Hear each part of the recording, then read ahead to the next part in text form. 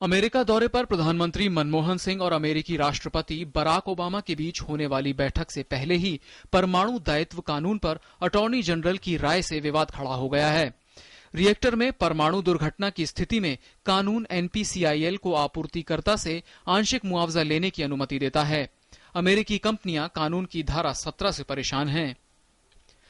इस धारा के मुताबिक अगर विदेश से मंगाए गए किसी परमाणु रिएक्टर में तकनीकी खराबी या खराब सर्विस की वजह से कोई हादसा हुआ तो उसके लिए रिएक्टर बेचने वाली विदेशी कंपनी को जिम्मेदार माना जाएगा।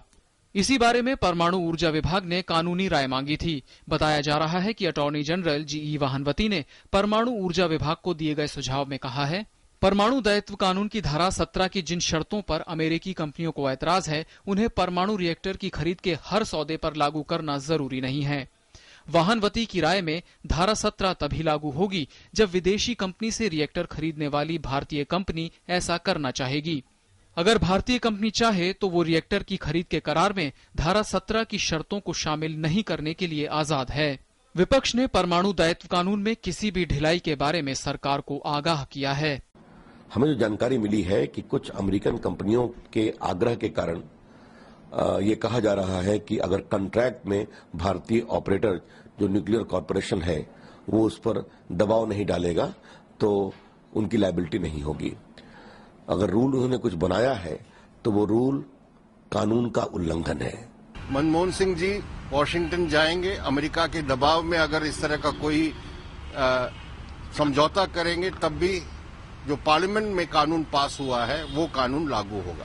मगर सरकार का कहना है कि कानून में ना तो किसी तरह का बदलाव किया जा रहा है और न ही उससे बचाव का कोई रास्ता खोजा जा रहा है। Our government side, we will go by the rule book, whatever the nuclear liability law says and the rule says, we will go by that, and there is no shift in the nuclear liability law from our side, because we have also made an assurance in the floor of the parliament that we will go by the law and the rules.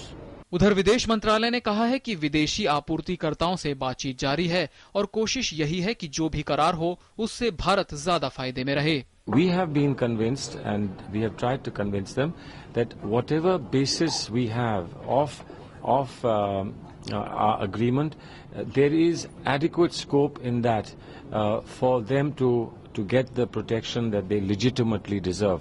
Attorney general की राय से विवाद इसलिए ज्यादा गरमाया है क्योंकि PM और Obama की मुलाकात में कुछ ही दिन बाकी हैं। हालांकि सरकार का कहना है कि किसी भी विदेशी आपूर्तिकर्ता को गैर जरूरती रियायतें नहीं दी जा रही हैं। Bureau report, TD news.